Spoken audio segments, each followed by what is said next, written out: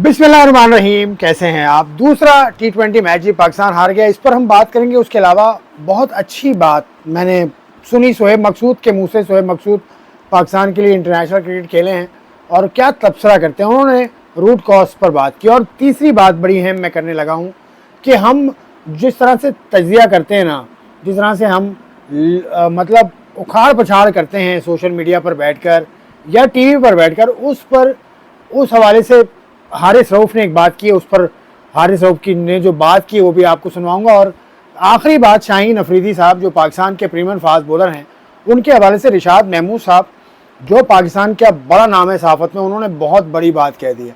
तो क्या बात की है वो मैं आपको पहले बता देता हूँ। रिशाद महमूद साहब ने ये कह दिया कि हारिस के Shaheen Afridi needs a psychologist. Shaheen Afridi के हवाले से उन्होंने किसी रिपोर्ट का इशारा किया है कि कोई रिपोर्ट दी गई थी, उसके बेस पर वो कह रहे हैं कि शाहीन को साइकोलॉजिकल सेशंस की ज़रूरत है। साइकोलॉजी मतलब साइकोलॉजिकल डिसऑर्डर तो नहीं है उसमें, लेकिन ये होता है। साइकोलॉजिस्ट पाकिस्तान के साथ रहे हैं, इससे पहले मकबूल बाबरी साहब रहे हैं, मुन लतीफ़ साहब रहे हैं, लेकिन रिशाद महमूद साहब ने क्या कहा पीटीवी स्पोर्ट्स के प्रोग्राम में, कल वो बात कर रहे थे, वो सुन लीजिए।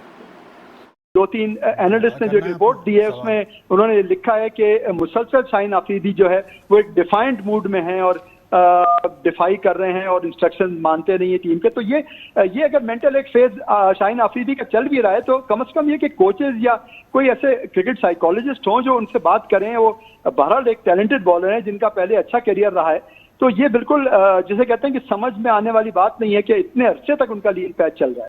इसके बाद अब आ जाइए उन बच्चों पर जो पाकिस्तान की टीम के साथ गए हुए हैं। मोहम्मद अली हैं, जहादात खान हैं, वो फास्ट बॉलर्स हैं। वो अच्छी बॉलिंग उन्होंने नहीं की, लेकिन पाकिस्तान ने क्या अपने बॉलिंग रिसोर्सेज को सही तरह से इस्तेमाल किया, ये भी मुझे लगता है कि नहीं। क्योंकि Shadab Khan the most experience spinner in the circuit right now जो खेल रहे हैं, 2016-17 से पाकिस्तान टीम के साथ हैं, तो उनको सिर्फ एक ओवर दिया गया। उसके अलावा Shaheen Afridi has been wayward, वो तो आपने देख ही लिया। लेकिन जहादाद और मोहम्मद अली की ने बॉलिंग अच्छी नहीं की।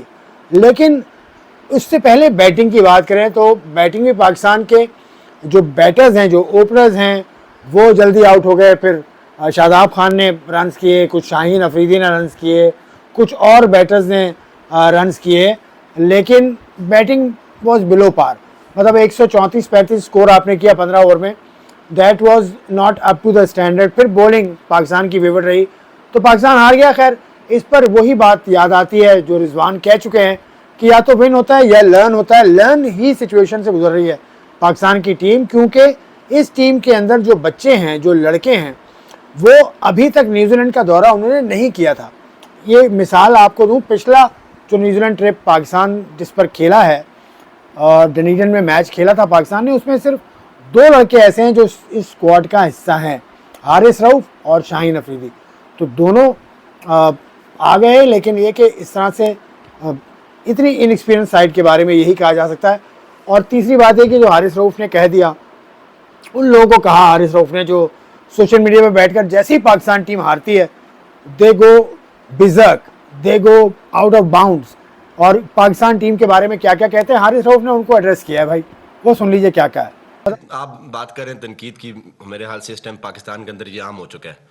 हर बंदा हर किसी पे कोई भी बात कर रहा है। बट देखें, अब यंग लड़के हैं, अब इनको मौका दिया है तो आप किसी भी वर्ल्ड में चले जाएं, किसी भी टीम को जो यंगस्टर होते हैं उनको वो फ्रीडम फुल देते हैं और वो उनको अगर खेलने का मौका देते हैं तो वो पूरे 10-10, 15-15 मैचेस देते हैं, तब जाके वो प्लेयर्स बने हैं। ऐसे कोई भी नहीं है मेरे ख्याल से वर्ल्ड के अंदर जिनके अभी वो वर्ल्ड के अंदर एक नाम है T20 क्रिकेट के अंदर या हर किसी भी फॉर्मेट के अंदर। उनको एक स्टार्टिंग में कोई भी आता है इंटरनेशनल लेवल में स्ट्रगल करता है। अब तनकीद की बात कर रहे हैं, वो तो मेरे ख्याल से एक मामूल बन चुका है कि बस कोई लोग सारे बैठे हुए पाकिस्तान टीम का हारने का वेट करते हैं कि यार किसी तरीके से इनके ऊपर बात की जाए। और मेरे ख्याल से वो उनका अपना ओपिनियन है, वो दे सकते हैं। बट हमारे पास जिस तरह हम एज अ टीम हम कोशिश कर रहे हैं कि अपनी टीम को कैसे बिल्ड किया जाए। यंगस्टर्स को भी इन कर रहे हैं, सीनियर्स भी साथ में हैं। ओबियसली बात है, एज अ सीनियर हम सब लोग अपने जूनियर्स को मोटिवेट करते हैं, उनको बताते हैं कि यार ये किस तरह की क्रिकेट है, इंटरनेशनल क्रिकेट में आपको क्या रिक्वायरमेंट है, उनको उस तरह ही क्रिकेट खेलनी पड़ेगी। और मेरे ख्याल से जितना जल्दी वो सीखेंगे उनके लिए फ़ायदा है। और तीसरी और सबसे अहम बात है, शोएब मकसूद जो पाकिस्तान के लिए इंटरनेशनल क्रिकेट खेले हैं, क्या खूबसूरत तबसरे वो करते हैं। उन्होंने कह दिया भाई कि पाकिस्तान क्रिकेट का जो मसला है ना वो टॉप पे नहीं है, आप टॉप पे मसला तलाश कर रहे हैं, मसला नीचे है, क्लब लेवल पर, डिस्ट्रिक्ट लेवल पर। सुहेब मकसूद के मुताबिक 70% टैलेंट को बढ़ोतरी का मौका नहीं मिलता, उनको ऊपर आने का मौका नहीं मिलता। ये चीज़ हम कराची में देखते हैं, डिस्ट्रिक्ट की टीम्स बनती हैं तो आप किस क्लब से खेलते हैं, आप किस जोन से खेलते हैं। कराची में 7 जोन्स हैं जिसमें कहा यह जाता है, बल्कि कहा क्या जाता है, नज़र आता है कि zone 6 is the most influential and strongest zone is zone 6। तो जोन 6 के जो लड़के होते हैं, जो उस क्लब के लड़के होते हैं, उनको देखा गया कि फ़ौक़ियत दी जाती है। इस तरह से टीम जब बनती है, डिस्ट्रिक्ट से ऊपर की टीम जब बनती है तो उसमें ये सूरत हाल होती है। तो पाकिस्तान क्रिकेट को इस तरफ सोचना होगा कि problem is at the grass root. आप ऊपर की चीज़ें फिक्स करने में लगे हुए हैं, आप ग्रास रूट पर स्ट्रॉन्ग लोगों को लगाएं और डिस्ट्रिक्ट पर, क्लब लेवल पर, उसके अलावा रीजनल लेवल पर स्ट्रॉन्ग लोगों की ज़रूरत है, ये सुहेब मकसूद ने कहा। अब आप इस हवाले से क्या राय रखते हैं? तमाम जो मौज़ूआत मैंने आपके सामने रखे, आप अपनी राय से आगाह कीजिएगा मुझे। खुदा हाफ़िज़।